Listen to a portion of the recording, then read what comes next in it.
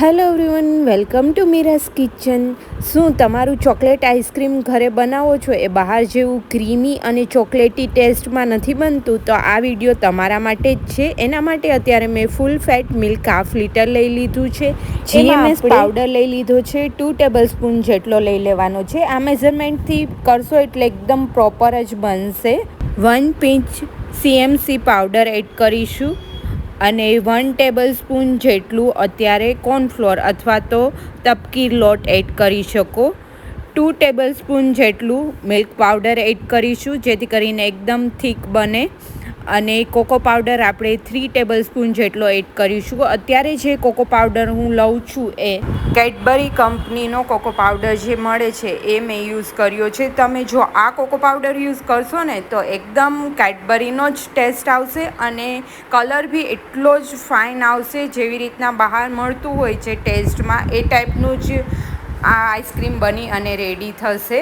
આ બધા ઇન્ગ્રીડિયન્ટ આપણે ડાયરેક્ટલી મિલ્કમાં જ એડ કરીશું. પહેલાં 7 ટેબલસ્પૂન સુગર એડ કરવાની છે. અત્યારે મેં મિશ્રી લીધી છે અને તમે કેટલું સ્વીટ ખાવ છો એ ઉપર ડિપેન્ડ રહે છે. હું પર્સનલી મારા ઘરે ઓછું જ ખવાય છે એટલે હું ઓછું એડ કરું છું. હવે પ્રોપરલી આપણે બીટ કરી લઈશું અને આ બધી પ્રોસેસ આપણે ગેસ ચાલુ કર્યા વગર જ કરવાની છે. નીચે જ રૂમ ટેમ્પરેચરવાળું મિલ્ક લેવાનું છે અને એમાં બધા પાવડર એડ કરી અને પ્રોપરલી બીટ કરી દઈશું જેથી લમ્સ ના પડે. ડાયરેક્ટલી જો તમે ગેસ ઉપર દૂધને મૂકશો અને પછી પાવડર એડ કરશો તો લમ્સ પડશે. અને આમાં આપણે એકેય જાતનું ક્રીમ કે કશું જ એડ નહીં કરીએ. બસ આટલી જ વસ્તુથી આપણે આઈસ્ક્રીમ બનાવીશું અને પ્લસ એકદમ ક્રીમી બનશે આ આઈસ્ક્રીમ. તો એકદમ પ્રોપરલી બધા પાવડર મિક્સઅપ થઈ ગયા છે મિલ્કમાં. હવે આ સ્ટેજ ઉપર આપણે હવે એને ગરમ કરીશું. મિલ્ક એકદમ થીક થાય ત્યાં સુધી આપણે એને એક ઉફાણું લઈ અને સ્લો ફ્લેમ ઉપર ઉકળવા દેવાનું છે જેથી કરીને એકદમ ક્રીમી આઈસ્ક્રીમ બને. સ્પૂનમાં એકદમ ચીપકવા લાગે એટલું થીક થાય ત્યાં સુધી આપણે ઉકાળવાનું છે. ગેસ ઓફ કરી દઈશું અને રૂમ ટેમ્પરેચર પર આવે પછી એને એરટાઇટ કન્ટેનરમાં આપણે ફ્રીઝરમાં ભરી અને મૂકી દઈશું 8થી 10 કલાક માટે.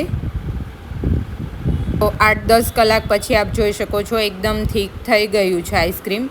હવે એને આપણે થોડી વાર માટે રહેવા દઈશું અને પછી એક મોટા બાઉલમાં એને લઈ લેવાનું છે જેથી કરીને બીટ કરતાં ફાવે. જેટલું આપણે મિલ્ક લીધું હતું એનાથી ડબલથી બી વધારે આઈસ્ક્રીમ બની અને રેડી થશે. એકદમ ક્રીમી ટેક્સચર અત્યારથી જ આવવા માંડશે. એકદમ બીટ કરવાનું છે. વચ્ચે વચ્ચે એવું લાગે તો સ્ટોપ કરતું જવાનું છે અને કલર બી ચેન્જ થઈ જશે. આપ જોઈ શકો છો ક્રીમી થવા માંડ્યું છે અને કલર બી ચેન્જ થઈ ગયો છે.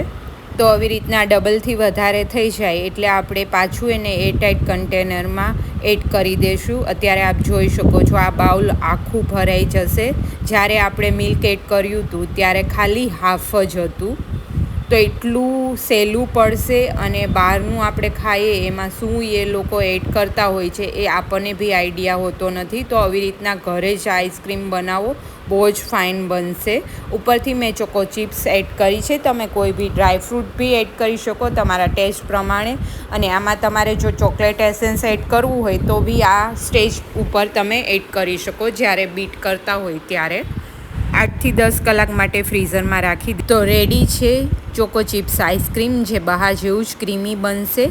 અને થોડી વાર માટે એને જ્યારે તમારે સર્વ કરવું હોય તો 2-4 મિનિટ પહેલાં કાઢી લેવાનું ફ્રીઝરમાંથી જેથી પ્રોપરલી સ્કૂપ કરી શકીએ અને એકદમ ક્રીમી ટેક્સચરવાળું જ બનશે. તો આપ બી આ રેસીપી ટ્રાય કરજો અને હજી સુધી મારી ચેનલને સબસ્ક્રાઈબ ના કરી હોય તો આવી જ રેસીપી માટે મારી ચેનલને જલ્દીથી સબસ્ક્રાઈબ કરી લેજો. Thank you for watching my video.